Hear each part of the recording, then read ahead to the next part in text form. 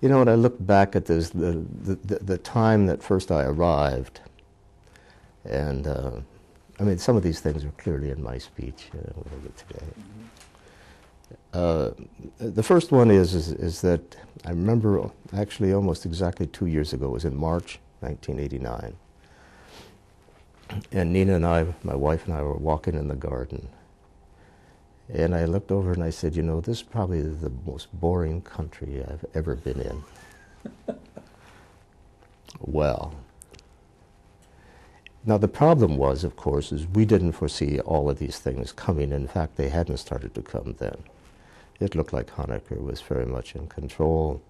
I had called on almost all the members of the Politburo. I was out in the countryside. I didn't see, although I started to get an earful from academics, etc., about the lack of glasnost, openness, and the restrictions on that. They didn't talk so much about perestroika because they thought they had gone through a sort of enoilement in the course of the years, and therefore they didn't need to do that. But perestroika was very big in certain quarters. But you never got that when you talked to the officials, you know, the old line communists that had, many of them coming out of the Soviet Union, had been there during the war, etc. And of course I read Neues Deutschland, which had to be the dullest newspaper in the face of the globe.